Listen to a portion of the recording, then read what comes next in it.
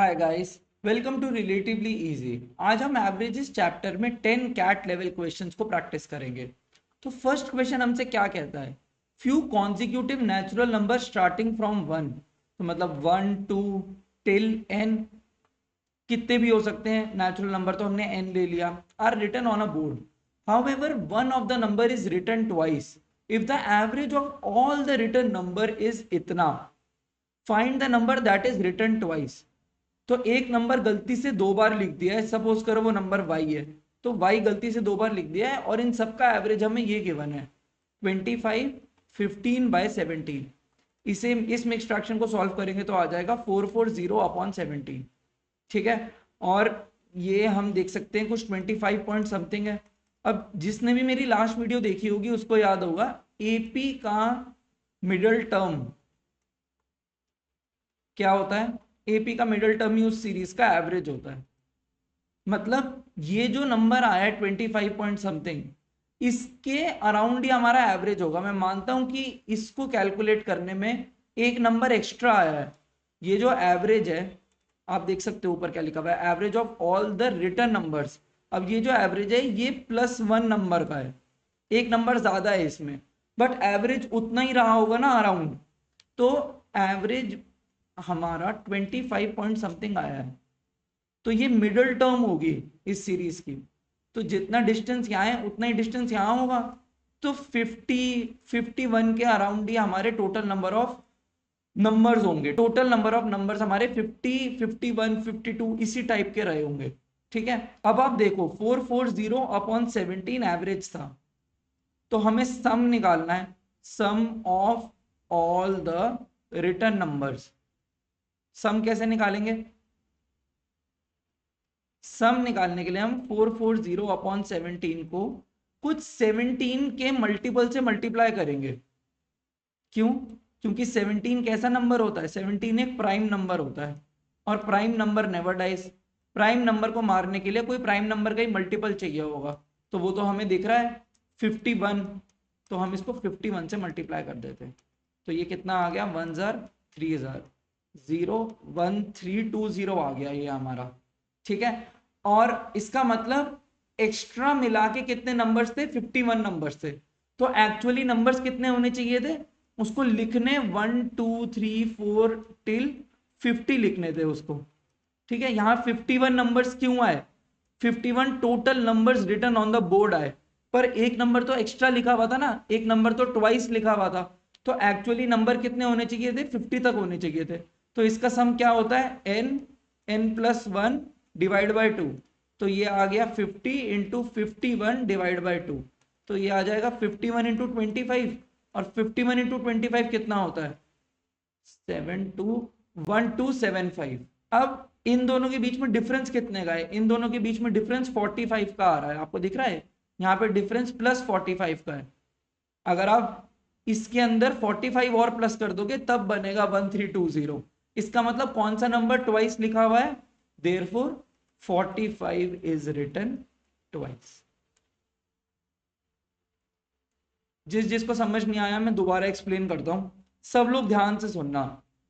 एक नंबर दो बार लिख दिया था गलती से बोर्ड के ऊपर, तो हमने एवरेज देखा, एवरेज 25 पॉइंट समथिंग आ रहा था, और हमें पता है जब हमारी सीरीज एपी में होती है, अब ये कॉन्जिक्यूटिव नंबर है, ये कॉन्जिक्यूटिव नेचुरल नंबर है, तो ये कॉन्जिक्यूटिव नेचुरल नंबर एपी होता है ना, बिल्कुल ये एपी होता है। तो आप आई बटन में जाके देख सकते हो लास्ट क्लास, उसके अंदर मैंने बताया है जितनी भी एपी सीरीज होती है उनकी मिडल टर्म ही उस सीरीज का एवरेज होता है। मतलब ये 25 पॉइंट समथिंग मिडल टर्म रही होगी उन ऑल रिटर्न नंबर्स का एवरेज में। तो टोटल नंबर ऑफ नंबर्स कितने होंगे, 50 51 52 के अराउंड। अब हमें दिख गया कि 17 एक प्राइम नंबर है, तो प्राइम नंबर को काटने के लिए हमें यहाँ प्राइम नंबर का एक मल्टीपल रखना था, इसलिए मैंने 50 नहीं रखा, इसलिए मैंने 52 नहीं रखा, मैंने सिर्फ 51 रखा। वहां से मैंने sum of all the return numbers on the board ये निकाल लिया। ठीक है, वो हमारा आया 1320, और फिर एक नंबर एक्स्ट्रा था, तो असलियत में नंबर कितने होने चाहिए थे, 1 to 50 होने चाहिए थे। तो मैंने इस फॉर्मूला से, ये किस चीज का फॉर्मूला होता है, ये फॉर्मूला होता है sum of n natural numbers का। ये सबको पता होगा ना, सबने छोटी क्लासेस में पढ़ा है ये। सम ऑफ n नेचुरल नंबर का फॉर्मूला होता है n+1 डिवाइड बाई 2। यहाँ से हमारा आंसर आ गया 1275। अब इनके बीच में गैप कितना था 45 का, इसका मतलब 45 एक्स्ट्रा प्लस किया हुआ है, इसलिए हमारा 45 ही आंसर आ गया। 45 ही ऐसा नंबर है जो ट्वाइस लिखा हुआ है। चलो अब नेक्स्ट क्वेश्चन पे चलते हैं। नेक्स्ट क्वेश्चन हमें क्या बोलता है, consider 4 person A B C D. ठीक है, A B C D, they need to travel in a boat in which only 3 can travel at once. Checking all possible combination, it is known as the minimum average weight can be for ABC 30 kg। मतलब इन तीनों को जब board पे बेचेंगे तब average weight आ जाएगा 30 kg, और maximum average weight came from BCD। इनको भेजेंगे तो मैक्सिमम वेट आ जाएगा, जो एवरेज मैक्स हो जाएगा हमारा 40 kg, और ये मिनिमम एवरेज था। ठीक है, इतना हमने क्वेश्चन पढ़ लिया है। अब हमसे पूछा क्या है, what can be the minimum average weight for all the 4 persons taken together. हमें A+B+C+D डिवाइड बाय 4 का क्या निकालना है, मिनिमम निकालना है। यही पूछा है ना हमसे। आओ देखते हैं इसे कैसे सॉल्व करना है। अब A+B+C का वेट कितना हो गया, 30 इंटू 3 हो गया, क्योंकि एवरेज 30 था तो 90 हो गया। और B+C+D का वेट कितना हो गया, 40 इंटू 3 हो गया, 120 हो गया। यहां से हम क्या इन्फर कर सकते हैं, चलो B+C को ना एक बॉक्स में बना देता हूं, B+C एक बॉक्स है, ऊपर से B+C कितना आता है 90 माइनस A, और नीचे से कितना आता है 120 माइनस D। सबको इतना समझ में आता है। ये मैंने क्या लिखा है, ये B+C का बॉक्स लिखा है फ्रॉम इक्वेशन 1 एंड 2। चलो इसको नाम ही रख देते हैं 1 2, और ये हमारा कैसे आया है, फ्रॉम 1 एंड 2। ठीक है, सबको इतना समझ में आता है ना। यहां से D कितना हो जाएगा हमारा, D हमारा हो जाएगा 30 प्लस A। ठीक है, तो हमारे 4 पर्सन थे, ये तो B रहा, ये C रहा, ये A है, और ये A+30 है। ठीक है, सबको इतना समझ में आता है। अब हमें क्या निकालना है, A+B+C+D का बाय 4 का मिनिमम निकालना है हमें। तो मैं चाहता हूं मैं इन सब का मिनिमम निकाल पाऊं, तो मैं A का भी मिनिमम निकालना चाहता हूं, क्योंकि ये बना क्या हमारे पास B+C डिवाइड बाय 4। D की जगह मैं क्या रख दूं, A+30 रख देता हूं ऊपर वाली इक्वेशन से, और इसकी जगह A ही रहने देता हूं। तो ये क्या आया, 2A + B + C + 30 divide by 4, इसका मिनिमम। अब जिसने भी मेरी वेन डायग्राम की क्लास देखी है वो यहाँ पे समझ गया होगा कि सबसे ज्यादा कोफिशिएंट किसका है, ए का है। सबसे बिगेस्ट कोफिशिएंट ए का है, इसलिए मिनिमम और मैक्सिमम को सबसे ज्यादा इंपैक्ट कौन करेगा, ए करेगा। ए की वैल्यू सबसे ज्यादा इंपैक्ट करेगी मिनिमम या मैक्सिमम को। तो मुझे दरअसल ए का मिनिमम निकालना है। ऐसा क्यों, क्योंकि कोएफिशिएंट ऑफ ए मैक्सिमम है।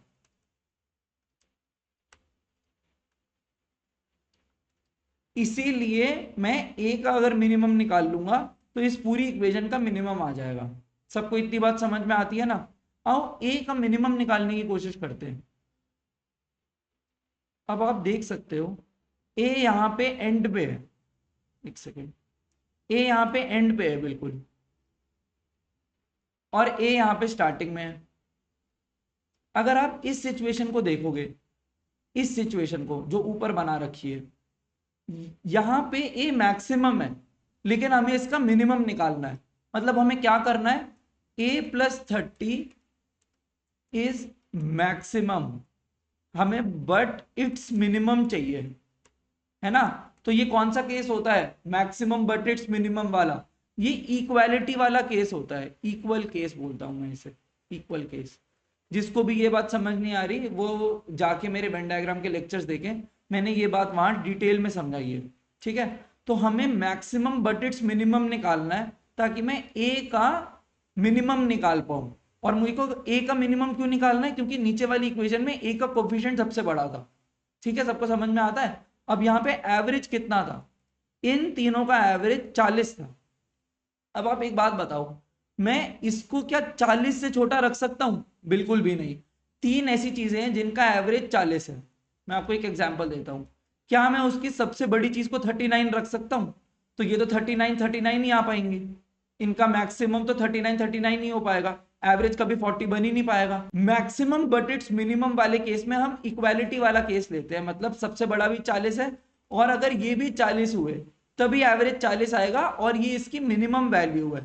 इसका मतलब ए कैसा रहा होगा हमारा, ए हमारा 10 रहा होगा, क्योंकि ये 40 से छोटा नहीं आ सकता, क्योंकि इन तीनों का एवरेज 40 था और ये 40 से छोटा नहीं हो सकता, इसीलिए ए 10 से छोटा नहीं हो सकता। सबको समझ में आ गया ना, ए 10 क्यों आया, थोड़ा सा डिफिकल्ट है इसको समझाना, बट ए का मिनिमम 10 आ गया। अब ए का मिनिमम आ गया तो बी और सी भी निकाल सकते हैं, बी प्लस सी कितना आएगा, ए का मिनिमम 10 है तो यहां से बी प्लस सी आ जाएगा 90 माइनस 10 80, यहां पे 80 रख देंगे, ठीक है। ये ए का मिनिमम तो 10 आया था तो यहाँ पे 20 बन गया, ये 130/4, तो 130/4 कितना आ गया 65/2, इसका आंसर हो गया 32.5 kg। तो हमारा आंसर क्या आ गया 32.5। तो आई होप सबको ये क्वेश्चन समझ में आया होगा और अच्छा लगा होगा। और ऊपर वाले क्वेश्चन में हमने आंसर नहीं लिखा ना, आओ आंसर लिख देते हैं, यहाँ पे 45 लिख देते हैं। क्वेश्चन 3 हमसे क्या कहता है, two consecutive numbers are remove from a list of first n natural numbers. फिर से हमारे पास n नेचुरल नंबर है और इस बार क्या किया है, n नेचुरल नंबर थे देख लो, और दो कॉन्सिक्यूटिव नंबर्स को हमने रिमूव कर दिया है, इनको हमने लिस्ट से हटा ही दिया। The average of the remaining numbers is this, ठीक है, एवरेज ऑफ रिमेनिंग कितना दे रखा है हमें 64/3 दे रखा है। अब 64/3 को हम कट करें तो कितना आएगा 21 पॉइंट समथिंग आएगा, आई गेस, हाँ 21 पॉइंट समथिंग आएगा। और क्या ये सीरीज एपी में थी, अगर हम कट ना करते ये एपी में थी, तो इनका एवरेज क्या होगा, इनका एवरेज मिडिल टर्म ही होगा, तो जो एवरेज आया वो क्या रही होगी इस सीरीज की, मिडिल टर्म रही होगी, मतलब 21 पॉइंट समथिंग क्या है, अप्रोक्स मिडिल टर्म है। तो एक सेकेंड, तो हम सीरीज लिखने की कोशिश करते हैं, हमारी सीरीज किस फॉर्म की रही होगी, सीरीज की फॉर्म लिखते हैं, आ जाओ 1 2 3 4 21 पॉइंट समथिंग तो मिडल है, तो 1 से 21 और इतना ही गैप आगे रहा होगा, तो 40 41 42 ऐसे कोई टोटल नंबर ऑफ टर्म्स रही होंगी हमारे पास, क्योंकि ये मिडिल टर्म है ना, क्योंकि एपी है ये, और एपी का एवरेज ही उसकी मिडिल टर्म होता है, एवरेज अप्रोक्स 21 पॉइंट समथिंग है, तो यही इसकी मिडिल टर्म हुई, बिल्कुल यही इसकी मिडिल टर्म हुई। तो टोटल नंबर ऑफ टर्म्स कितनी होंगी 42 41 40 जैसी होंगी, ठीक है। अब वही प्राइम नंबर नेवर डाइज वाली बात है, अगर हम सम ऑफ रिमेनिंग नंबर्स लिखते हैं यहाँ पे तो कितना आएगा 64/3 इंटू 3k का मल्टीपल आना चाहिए, क्योंकि 3 एक प्राइम नंबर है and prime number never dies, तो 64/3 इंटू 42 आ जाएगा। ये कितना बना 1 जार 4 जार, और ये इसको जरा मल्टीप्लाई करते हैं 592 896 बन गया, ये 896। अब टोटल नंबर ऑफ टर्म्स कितनी रही होंगी, ये तो रिमेनिंग नंबर्स थे ना, total number of terms before removing कितनी रही होंगी, इससे दो ज्यादा, क्योंकि हमने दो नंबर काटे, इससे दो ज्यादा रही होंगी ना, तो टोटल नंबर ऑफ टर्म्स तो 44 रही होंगी। तो सम ऑफ दीज टोटल टर्म्स कितना आएगा, हमें पता है n+1 डिवाइड बाय 2, तो ये आ जाएगा 44 इंटू 45 डिवाइड बाय 2, तो ये 22 बना, तो ये 90 इंटू 11 बना, तो ये 990 बना। अब यहाँ पे डिफरेंस कितने का आ रहा है, डिफरेंस कितने का आ रहा है यहाँ पे डिफरेंस आ रहा है 94 का डिफरेंस आ रहा है, 94 का। और दो कॉन्जिक्यूटिव टर्म्स थी, तो एक टर्म को y ले लेते हैं, एक टर्म को y+1 ले लेते हैं, इनका सम कितना है 94, तो 2y इज इक्वल टू 93, तो यहां से y कितना आ रहा है 93/2, बट ये तो नेचुरल नंबर ही नहीं है, this is not a natural number. इसका मतलब जो हमारा अजम्पशन था कि यहां पे 42 आएगा, ये गलत है, दिस इज रॉन्ग अजम्पशन, तो ये केस क्या आ गया, ये केस नॉट पॉसिबल आ गया। तो क्योंकि ये केस नॉट पॉसिबल आ गया, तो हम यहाँ पे और देखते हैं क्या आ सकता है, 43 44 45, मुझे लगता है कि 21 से 42 आता ना, जब इंटू 2 करते हैं हम, 21 से हमारा 42 आता। ये तो 1 2 3 थोड़ा दूर हो गया 45। क्यों ना मैं 39 पे चेक करूं, तो आओ 39 ले लेते हैं। तो यहाँ क्या बनेगा, सम ऑफ रिमेनिंग नंबर्स कितना आएगा, 64/3 इंटू 39, ये आ जाएगा 13। इसको मल्टीप्लाई करते हैं, 832 आ रहा है। तो टोटल नंबर कितने रहे होंगे, टोटल नंबर हमारे रहे होंगे 39 + 2 41।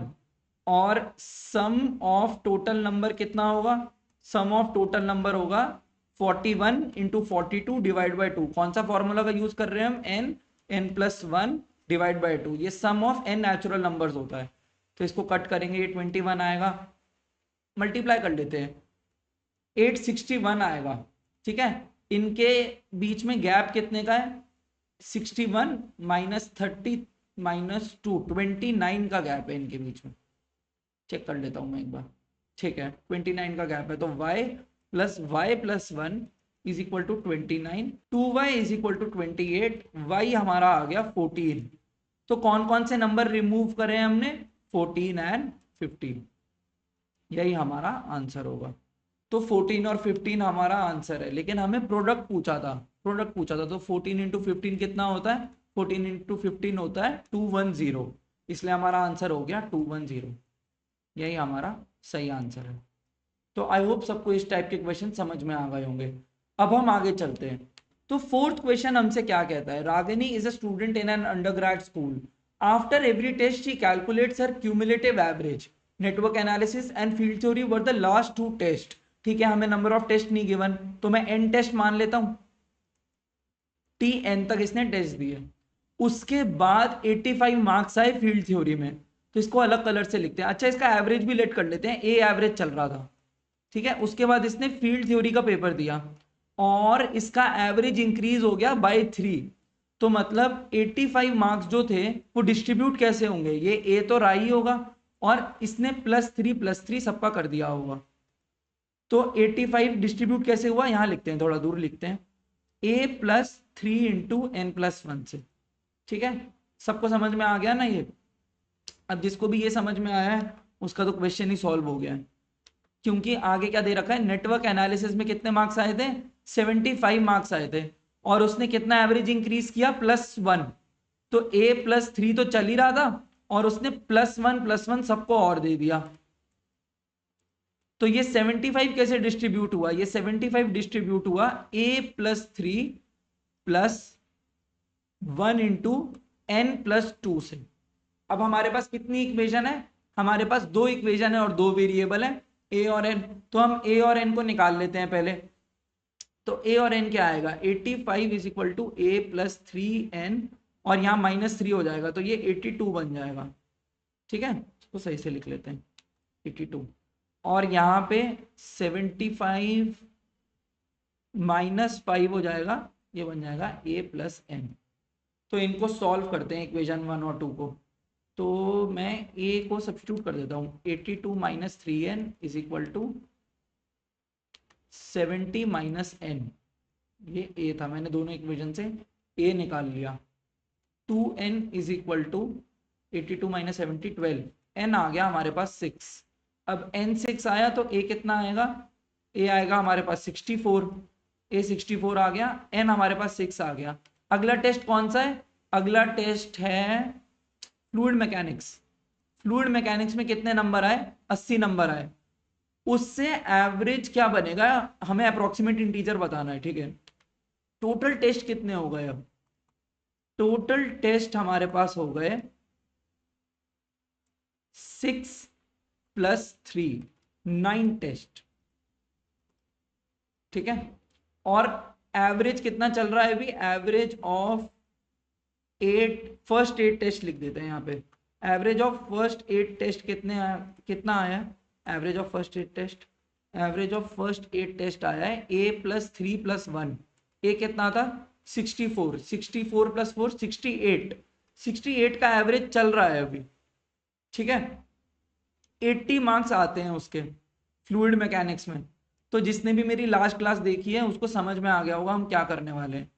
तो 68 प्लस न्यू एवरेज हम डायरेक्टली लिखना जानते हैं। अब 68 प्लस 80 लाया था ना वो फ्लूइड मैकेनिक्स में, एक्स्ट्रा कितने लाया, 12 लाया, और वो डिस्ट्रीब्यूट कितने में होंगे, 9 पेपर्स में डिस्ट्रीब्यूट हो जाएंगे। तो ये आ गया 68 प्लस 4/3, 69.33 आंसर आएगा। जो इसको हम अप्रोक्स करेंगे तो हमारा आंसर हो जाएगा 69। यही हमारा सही आंसर है। तो इसका आंसर हो जाएगा 69। तो आई होप सबको ये क्वेश्चन बहुत ही अच्छा लगा होगा। जिसने भी मेरी लास्ट क्लास देखी है और उसको वो चारों केस आते हैं जो मैंने लास्ट क्लास में कराए थे, तो ये क्वेश्चन आपके लिए बहुत ही इंट्यूटिव हो जाता है। अब हम अपने नेक्स्ट क्वेश्चन पे चलते हैं। तो फिफ्थ क्वेश्चन हमसे क्या कहता है, certain weight of an alloy of copper and zinc is mixed with 12 kg of pure copper to result in an alloy having 80% copper. ठीक है, हमारे पास एक अलॉय है, यहाँ पे एक अलॉय बना देते हैं जिसके अंदर कॉपर है और जिंक है। इसके अंदर कॉपर की परसेंटेज को जस्ट ज्यूम कर लेते हैं, X% कॉपर है इसके अंदर। ठीक है, इसको हमने मिलाया 12 kg ऑफ प्योर कॉपर के साथ। तो यहाँ पे प्योर कॉपर है तो ये 100% कॉपर होगा 12 kg प्योर कॉपर के साथ, सर्टन वेट, और हमें वेट भी नहीं गिवन, सर्टन वेट लिखा हुआ है, तो इसका वेट Wkg मान लेते हैं। ठीक है, इतना सबको समझ में आता है। और इससे रिजल्टिंग क्या बनता है, 80% कॉपर का एक नया अलॉय बन जाता है। ठीक है, ये हमारी फर्स्ट सिचुएशन है। उसके बाद क्या होता है, had the original alloy been mixed with 8 kg of 75% copper alloy. ठीक है, अब एक कॉपर अलॉय है जो 75% प्योर है और उसके 8 kg के साथ अगर इसको मिक्स करते, अगर इसको मिक्स करते तो बनता क्या हमारे पास बन जाता 70% कॉपर।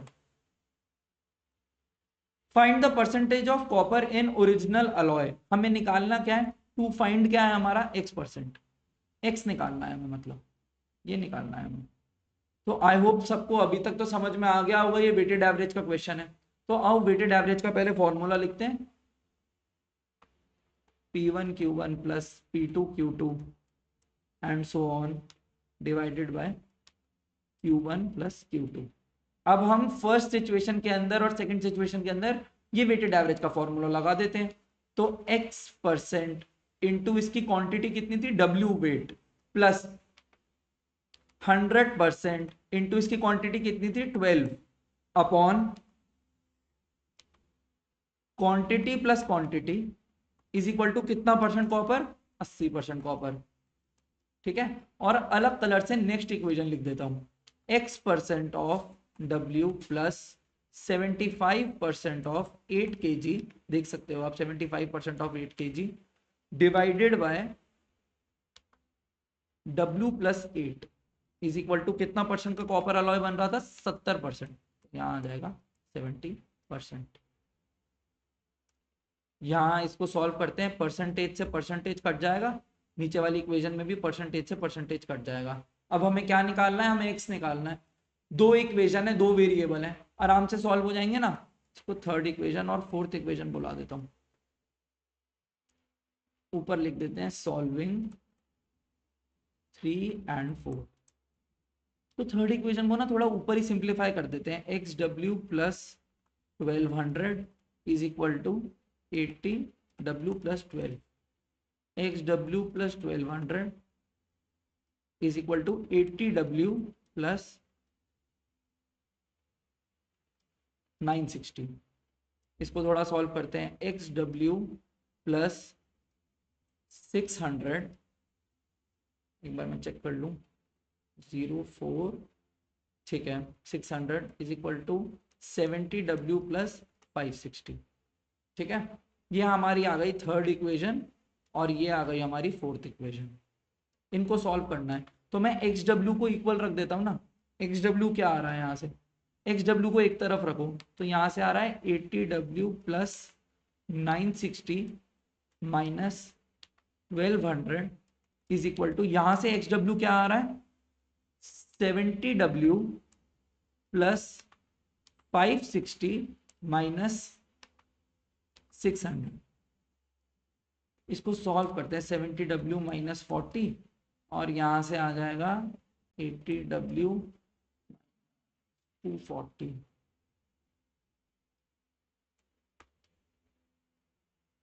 सही है। 10W is equal to 200। W आ गया हमारे पास 20 kg। अब मैं इस W को कोई भी इक्वेशन में रख दूंगा। Put this W is equal to 20 kg in 3 और 4। मैं 3 में रख देता हूं तो हमारा आंसर आ जाएगा ना। आओ आंसर निकालते हैं। x W कितना था 20 इज इक्वल टू 80 W कितना था 20 माइनस 240। यहां से x निकल जाएगा ना, क्योंकि ये कितना आया, ये आया 1600 माइनस 240। 1600 माइनस 240 कितना होता है 1360 डिवाइड बाय 20। ये आएगा x हमारा, डिवाइड बाय 20 करना था यहाँ भी। तो ये हो गया 6 जार 8 जार 68% हमारा आंसर है। तो आई होप सबको ये क्वेश्चन समझ में आया होगा। थोड़ा कैलकुलेटिव था, लेकिन अप्रोच अगर आपको पता है वेटेड एवरेज में कैसे लगानी है तो आपके लिए क्वेश्चन बहुत ही इजी हो जाएगा। अब हम नेक्स्ट क्वेश्चन की तरफ चलते हैं। तो 6th क्वेश्चन हमसे क्या कहता है, 12 ईयर्स अगो। अब यहाँ पे 12 ईयर्स अगो लिखा हुआ है, अभी कौन सा साल चल रहा है 2026। तो 12 साल पहले क्या हो जाएगा 2014। 2014 में क्या हो रहा था, the ages of the members of a joint family of 8% add up to 240।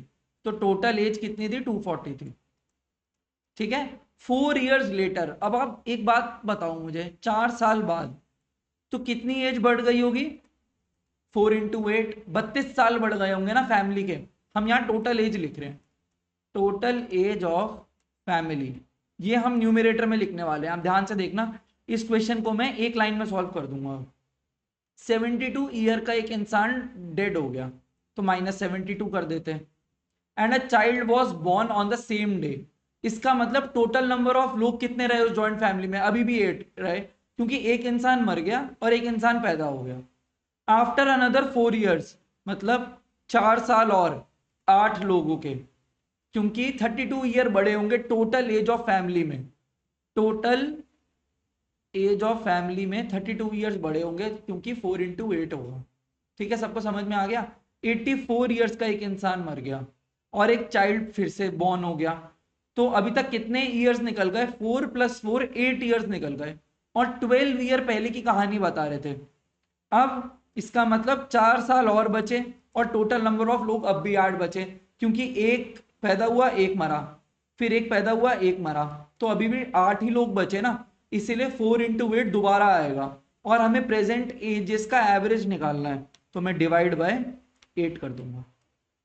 मैं दोबारा एक्सप्लेन कर देता हूँ जिसको भी समझ नहीं आया। टोटल एज हमें ये गिवन थी, 4 साल बाद 8 लोग थे तो 32 आएगा यहाँ पे।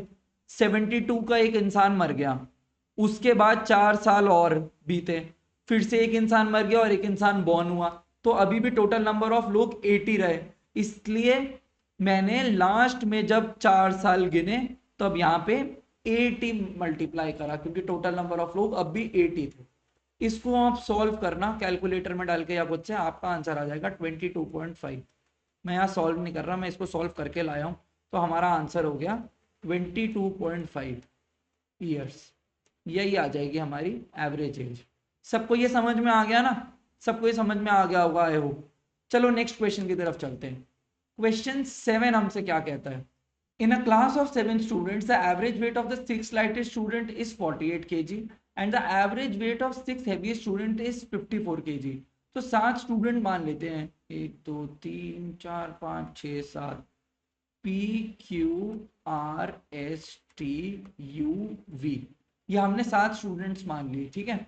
अब इनका 6 लाइटेस्ट का वेट कितना है 48 इंटू 6 कर देते हैं तो ये आ जाएगा 288।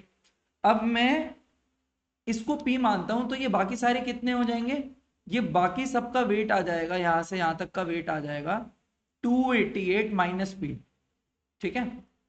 288 माइनस P आ गया और इनका वेट आ जाएगा 54 इंटू 6, ये होता है 324। अब 288 माइनस P प्लस V का वेट इज इक्वल टू 324 आ गया ना। तो V का वेट कितना आ गया, P plus 324 minus 2 minus 80 minus 8 36। तो ये हमारा बन गया 36 प्लस P। आई होप सबको इतना तो समझ में आया होगा हमने क्या किया है। तो इसको साफ से ना नेक्स्ट पेज पे लिख देते हैं। यहाँ पी आया, बाकी बीच के नंबर्स, कितने नंबर्स थे, 5 नंबर्स थे, तो यहाँ पे 5 डैश बनाते हैं, 1 2 3 4 5। इनका वेट इकट्ठे कितना था, 288 माइनस पी, और सबसे हेवीएस्ट वाले का वेट कितना आ गया, p प्लस 36 आ गया। अब हमें क्या निकालना है ये देख लेते हैं। If the weight of all the students are distinct integers, ठीक है, सबके वेट कैसे, डिस्टिंक्ट है, ये भी लिख दिया हमने। What is the difference between the maximum and minimum possible average weight of all the 7 students? 7 students का average weight, तो average of all 7 कितना रहा होगा, p plus 288 minus p plus 36 plus p upon 7। इसका हमें मैक्स माइनस मिन करना है, मैक्सिमम माइनस मिनिमम, ठीक है। इसको थोड़ा सॉल्व कर लेते हैं, p से p कट जाएगा, तो p प्लस 324 अपॉन 7 का मैक्सिमम माइनस मिनिमम करना है, ठीक है। अब इसका मैक्सिमम मतलब p का maximum plus 324 upon 7 minus p का मिनिमम प्लस 324 अपॉन 7। तो हमें निकालना क्या है, हमें p maximum minus p minimum divide by 7 निकालना है। ये है हमारा टू फाइंड। आप समझे, यहाँ पे टू फाइंड रिकॉग्नाइज करना भी कितना मुश्किल था इस क्वेश्चन में, तो हमें ये निकालना है। तो मुझे एक बार p का मैक्सिमम निकालना है और एक बार p का मिनिमम निकालना है। अब ये हम निकालेंगे कैसे, यहाँ पे देखते हैं, यहाँ पे सबके वेट डिस्टिंक्ट होने चाहिए और ये 6 हैवीएस्ट है। अब मैं आपको बोलता हूं मेरे को p का मिनिमम निकालना है, तो क्या मैं उसको 0 रख सकता हूं, और 0 रख के देखते हैं। तो 0 1 2 3 4 5, इनका वेट 288 आ जाएगा और यहाँ 36 आ जाएगा। पर आप एक बात बताओ, यहां से यहां तक एवरेज वेट कितना था, 54 था। क्या जो हाईएस्ट चीज होती है वो इसके एवरेज वेट से छोटी हो सकती है, बिल्कुल नहीं हो सकती, बिल्कुल नहीं हो सकती, क्योंकि अगर हाईएस्ट ही 36 है तो इसके नीचे इससे छोटे नंबर आए होंगे 35 34, तो इन सब का एवरेज 54 कैसे हो सकता है, हो ही नहीं सकता। इसी वजह से p मिनिमम 0 नहीं हो सकता, ये केस पॉसिबल ही नहीं है। तो p मिनिमम होगा क्या, आओ देखते हैं। p मिनिमम निकालने के लिए हम लेंगे इक्वालिटी वाला केस। क्यों, क्योंकि यहाँ पे ये मैक्सिमम निकालना है बट मुझे p का मिनिमम चाहिए, तो ये क्या बना, मैक्सिमम बट इट्स मिनिमम का case. Maximum but it's minimum का केस होता है तो वो इक्वालिटी केस होता है, इक्वल केस। जिसने भी मेरी वेन डायग्राम की वीडियोस देखी हैं उसको ये बात अभी तक समझ में आ गई होगी। तो यहाँ पे एवरेज आना कितना चाहिए था, 54, और सारे डिस्टिंक्ट हैं तो यहाँ 55 और 53 लिख दूं, तो यहाँ पे 56 और 57 हो जाएगा। चलो इसको ना सही से नेक्स्ट पेज पे ही लिखते हैं। तो 1 2 3 4 5 6 7, यहाँ तो p था, यहाँ p प्लस 36 था। अभी हम इन 6 की बात कर रहे हैं, यहाँ से हम निकालने वाले हैं इक्वालिटी केस। तो 54, तो यहाँ आ जाएगा 55 53 52 51 56 और यहाँ पे होगा 57। तो p कितना आ गया हमारे पास, p का मिनिमम कितना आ गया हमारे पास, p का मिनिमम आ गया 57 माइनस 36, जो कि होता है 57 माइनस 30 माइनस 6 21। ये आ गया हमारे पास 21। सबको इतना समझ में आता है। अब हम आगे देखते हैं, 1 2 3 4 5 6 7, यहाँ p था। अब मैं मैक्सिमम बट इट्स मिनिमम का यूज करूंगा ताकि मेरा p का मैक्स मिल जाए मुझे, मैक्सिमम बट इट्स मिनिमम, क्योंकि मुझे p का मैक्स चाहिए ना। क्या मैं p का मैक्स कुछ भी 100 रख सकता हूँ, बिल्कुल नहीं रख सकता, मैं p का मैक्स 100 नहीं रख सकता, क्योंकि यहाँ 100 रख दिया तो इन 6 में इसका लीस्ट वाला ही 100 है, तो ऊपर वाले और बड़े होंगे, तो इनका एवरेज 288 कैसे आएगा। इसीलिए मैं कुछ भी नहीं रख सकता p का मैक्सिमम, इसीलिए मैं ये चीज यूज कर रहा हूँ यहाँ पे। तो ये भी इक्वालिटी केस होता है। तो आओ इसमें भी देख लेते हैं क्या आएगा। यहाँ पे एवरेज कितना आया था, यहाँ पे एवरेज हमें दे रखा था 48 है, तो यहाँ पे एवरेज निकालते हैं जरा। 2 3 4 5 6 7, इस वाले को अभी हटा दो, 48 एवरेज था, तो इक्वालिटी केस के अकॉर्डिंग यहाँ पे 49 लिखेंगे, यहाँ 47 50 51 46, 45, तो P का मैक्सिमम कितना आ गया 45, और ये हमने निकाला कैसे, P का मिनिमम बट इट्स मैक्सिमम, और ये हमने लगाया क्या है 6 लाइटेस्ट स्टूडेंट में हमने ये बात लगाई है, 6 लाइटेस्ट स्टूडेंट के अंदर।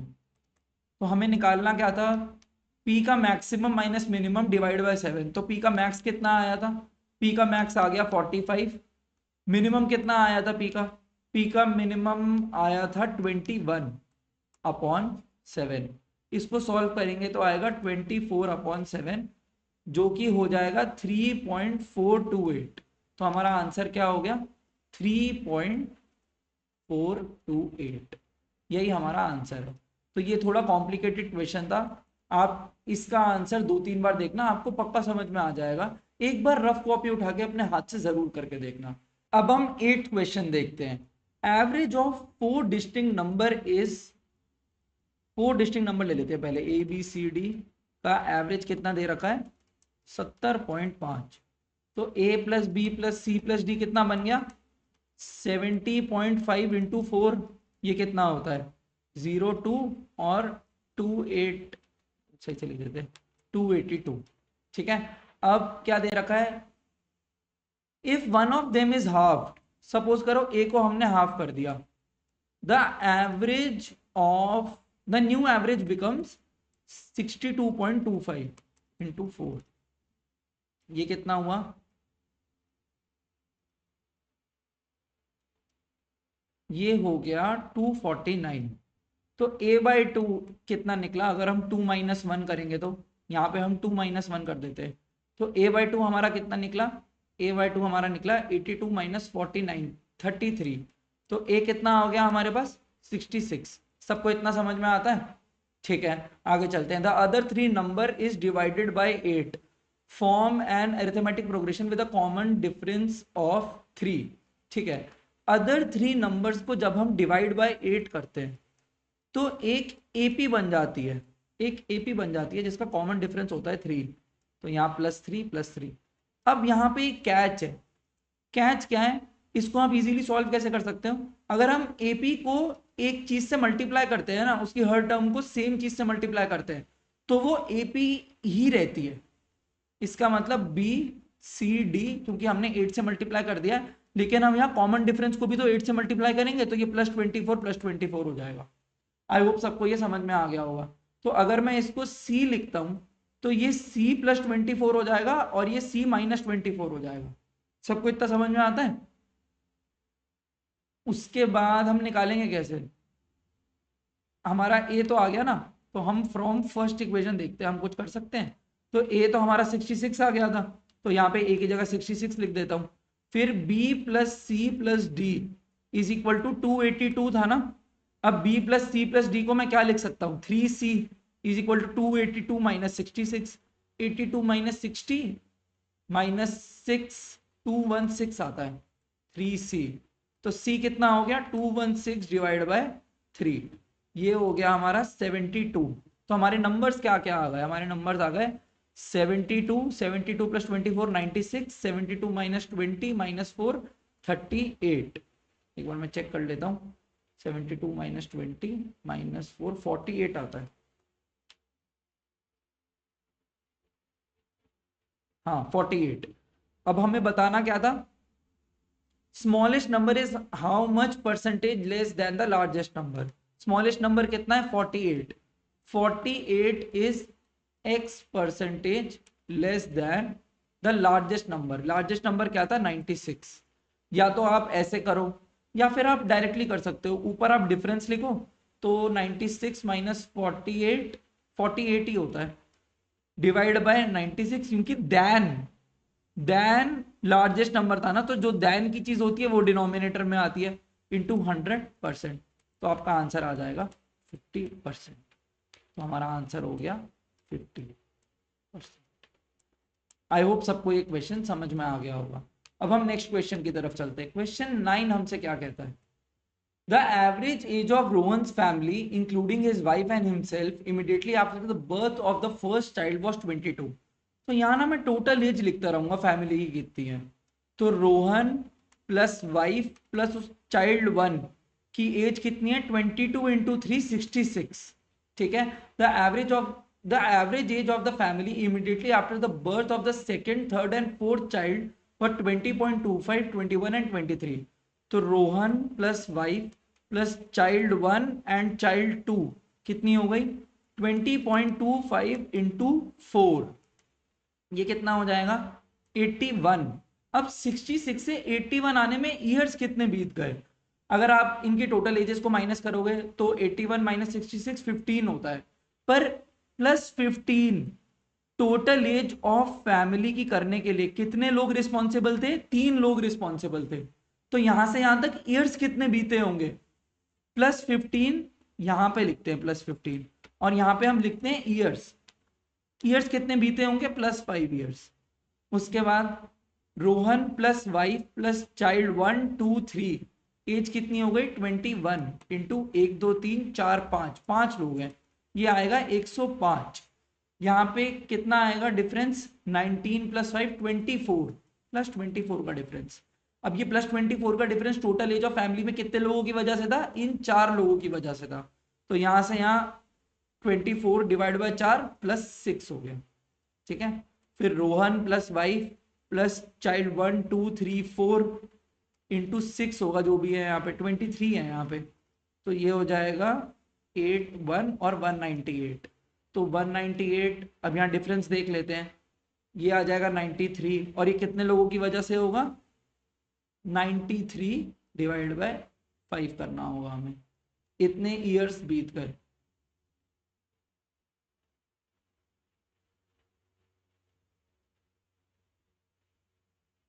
सॉरी यहाँ 93 थोड़ी आएगा, इतना ज़्यादा एज के बाद थोड़ी हुआ होगा फोर्थ चाइल्ड।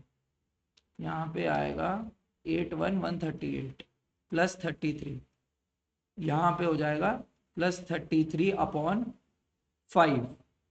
उसके बाद हमें क्या दे रखा है, if the average age of Rohan and his wife when they got married was 26, तो Rohan plus wife when they got marriage, तो इनकी टोटल एज ऑफ फैमिली कितनी थी 52। तो यहां से यहां तक कितना ऐड हुआ होगा 66 माइनस 52 14, तो यहां से यहां कितने ईयर रुक गए होंगे प्लस 7 ईयर्स।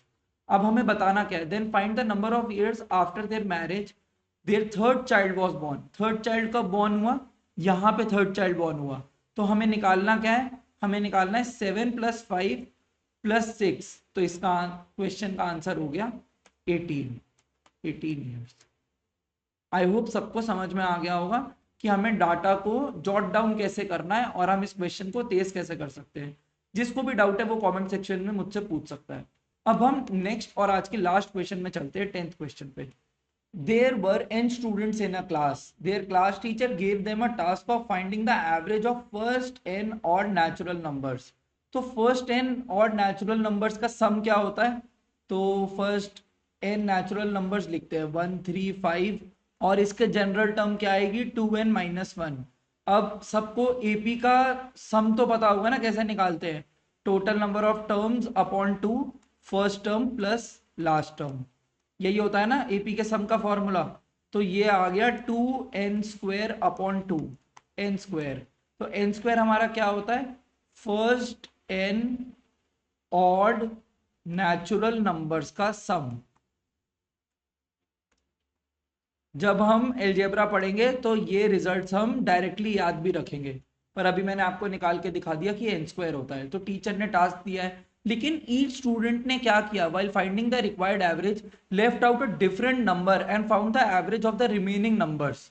ठीक है, तो जैसे स्टूडेंट 1 था, स्टूडेंट 1, ये रहा स्टूडेंट 1, इसने क्या किया, लेट करो इसने 1 रिमूव कर दिया, तो इसका एवरेज निकला कितने का होगा, ऐसा एवरेज आया होगा इसका। सपोज करो स्टूडेंट 2 था, वो क्या मिस आउट कर देता है, वो 3 मिस आउट कर देता है, तो उसका एवरेज ये होगा एंड सो ऑन। ये स्टूडेंट 2 ने एवरेज निकाला।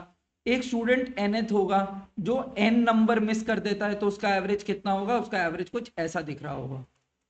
तो अगर हम सबके एवरेज का एवरेज ले and found the average of the remaining numbers, if n is an odd number and the average of the averages obtained by all the student is 43, सबका एवरेज 43 आया। अब हम इन सब एवरेजेस का एवरेज निकालते हैं, तो n square minus one upon n minus one plus n square minus three upon n minus one and so on, ये चलता रहेगा। N square minus n upon n minus one divided by total बच्चे कितने थे, total बच्चे तो n थे ना, इज इक्वल टू 43। अब इसको कैलकुलेट करते हैं, एन स्क्वायर और ये n टाइम्स आ रहा है, minus one plus three plus and so on, n terms है यहाँ पे, इज इक्वल टू 43n, और यहाँ पे एक डिनोमिनेटर भी होगा n माइनस वन, ये हो जाएगा n cube minus n square upon n minus one is equal to 43n। इसको जरा सॉल्व करते हैं, आ जाओ। एन स्क्वायर कॉमन ले लेते हैं, एन माइनस वन आ जाएगा यहाँ पे, n minus one is equal to 43n। अब यहाँ कट करते हैं, ये कट हो गया और इसका ये स्क्वायर कट हो गया, तो n इज इक्वल टू 43 आ गया। तो ये क्वेश्चन भी हो गया, इसका आंसर आ गया हमारे पास 43, क्योंकि हमें n ही निकालना था, n इज इक्वल टू 43 आ रहा है। तो आई होप आज की क्लास सबको अच्छी लगी होगी। ये 10 बहुत ही मुश्किल क्वेश्चन मैंने आपको करा दिए, अब आप इजी क्वेश्चन एवरेजेस के आराम से टैकल कर पाओगे। हम मिलेंगे कॉन्ट के एक नेक्स्ट चैप्टर में। Thank you.